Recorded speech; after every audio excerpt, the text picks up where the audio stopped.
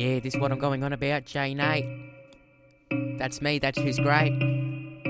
Aussie hip hop, reviving it.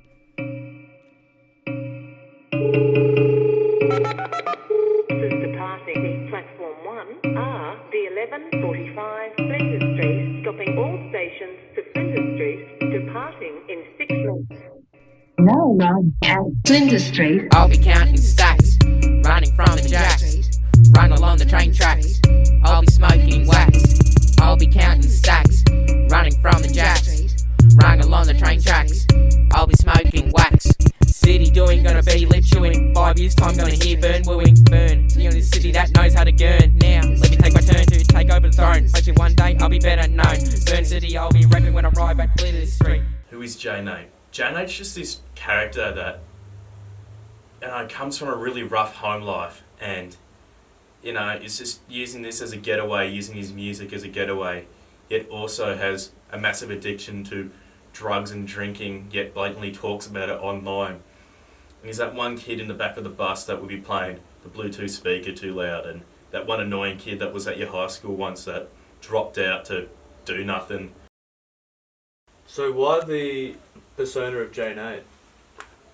I don't know. It just came down to me just being bored towards the end of year 10, and I saw it as a good distraction to get out of doing homework because I never wanted to do it, kind of thing. And I was always been into rapping, but I never wanted to do it as myself, so I thought I'd do it as like a character and like dress up as like, I don't know, troublesome, dirty kid from the suburbs of Melbourne.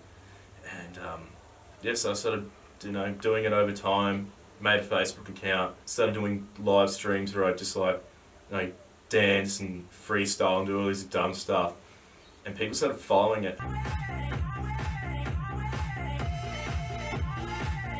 So for 2 years I just kept the character going and started building a fan base.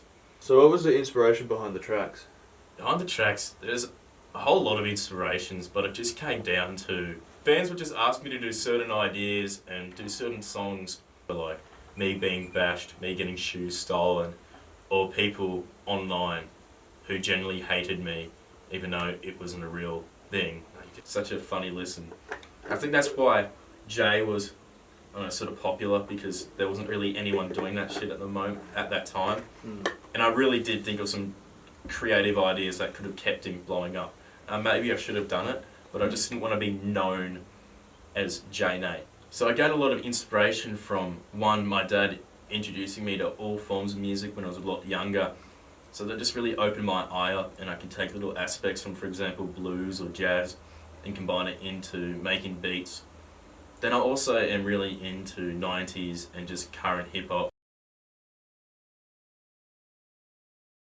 What I'd like to be in the next few years is hopefully producing music, doing music properly as myself, but also working in a studio environment where I can produce for other artists and just do that sort of work, because that's generally what I'm interested in. I don't really want to be working in a proper office set, dressing up in a suit every day. I just would really like to work in a studio environment and just continue doing music for as long as I can.